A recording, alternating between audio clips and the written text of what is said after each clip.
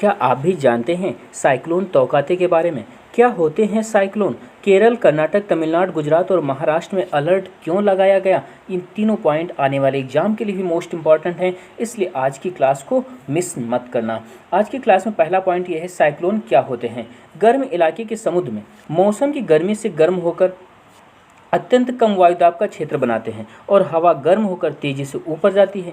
इससे ऊपर की नमी मिलकर संघनन के माध्यम से बादल का निर्माण कर लेती है। ऐसे समझे, जब हवा समुद्र के आसपास के इलाकों में गर्मी होने के कारण हवा गर्म होती है, हल्की होती है, और हल्के होने के कारण जब हवा क्या होती है, ऊपर उठती है। जैसे वह ऊपर उठती है, ऊपर इनकी मुलाकात होती है नमी से। जैसे नमी ने इनसे मिले और संघनन के माध्यम से ये बादल का निर्माण कर लिए। इस वजह से खाली बनी जगह, जब नीचे से हवा गई तो यहाँ का एरिया खाली हुआ, और जैसे ही खाली हुआ ऊपर हवा नम हुई, और नम होने के कारण फिर भारी हो गई हवा और तुरंत ऊपर से नीचे की ओर आती है। जब हवा बहुत तेज़ी से उस क्षेत्र के चारों ओर घूमती है तो घने बादलों और बिजली के साथ मूसलाधार बारिश शुरू हो जाती है। यही होता है साइक्लोन। तो चक्रवात में होता क्या है, मूसलाधार बारिश, बिजली के कड़कड़ाहट के साथ बारिश होती है, और इनका एरिया, ये एरिया जो व्यास को कवर करते हैं, डायमीटर कवर करते हैं, इतना बड़ा एरिया कवर कर लेते हैं कि हजारों किलोमीटर के बराबर होता है।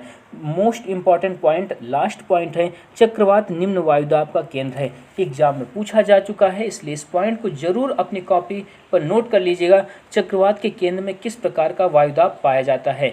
तो चक्रवात के केंद्र में, सेंटर पर निम्न वायुदाब, लो प्रेशर होता है। इस पॉइंट को याद रखिएगा।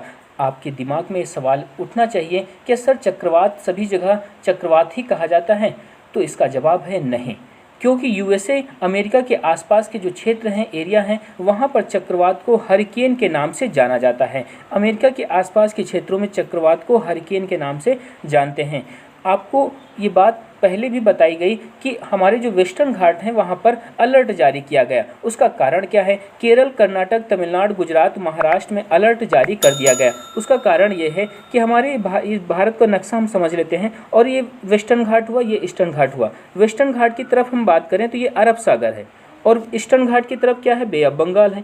जो इस बार तौकाते जो चक्रवात आया, जिसके कारण साइक्लोन चर्चा में विषय रहा, 2021 का तौकाते पहला चक्रवात है। तो वो कहाँ टकराया? अरब सागर से टकराया। तो जब अरब सागर से टकराया तो अरब सागर की तरफ जो वेस्टर्न घाट वाले जो स्टेट हैं उन पर प्रभाव पड़ेगा, पड़ भी रहा है। ठीक, तो इसलिए जो केरल, कर्नाटक, तमिलनाडु, गुजरात, महाराष्ट्र, ये वेस्टर्न घाट की तरफ ही तो हैं। तो इन पर क्या अलर्ट जारी कर दिया गया कि तुम लोग सचेत रहो, क्योंकि तौकाते जो तूफान चक्रवात आया है बहुत तेज़ी से है और अरब सागर में टकराया है, और आप लोग अरब सागर की तरफ ही हो। बात बिल्कुल समझ में आ गई होगी।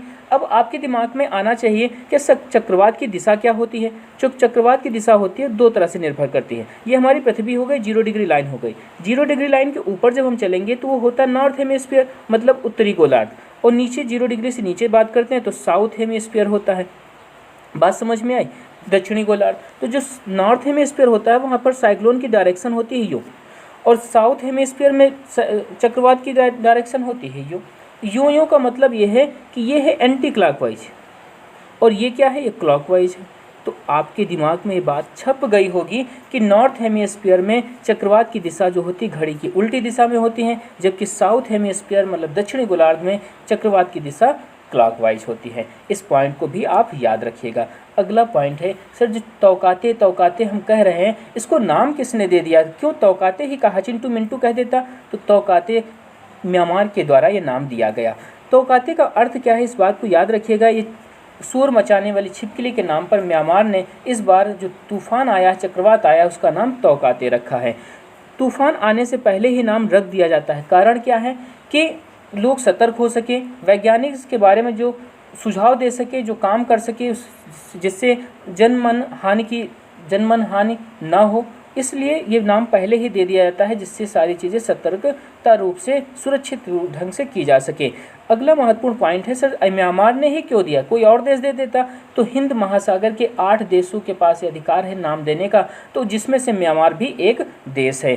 अगला पॉइंट आता ये कि सर पहली बार ये चक्रवात का नाम कब दिया गया? तो पहली बार दिया गया 2004 में। नोट करके रखिएगा, साल 2004 में चक्रवात तूफान के नामकरण की प्रक्रिया शुरू की गई। अगला महत्वपूर्ण पॉइंट है, नामकरण जो है हिंद महासागर के 8 देश द्वारा किया जाता है। भविष्य में आने वाले तूफानों के नाम पहले ही तय कर लिए जाते हैं। म्यांमार म्यांमार के बाद ओमान ने नाम पहले ही बता दिया जो अगला चक्रवात आएगा, क्योंकि 2021 का तौकाते पहला चक्रवात है। अगला जो आएगा उसका नाम यास होगा, और इसके बाद पाकिस्तान का नाम देने का नंबर आया तो उसने गुलाब रख दिया।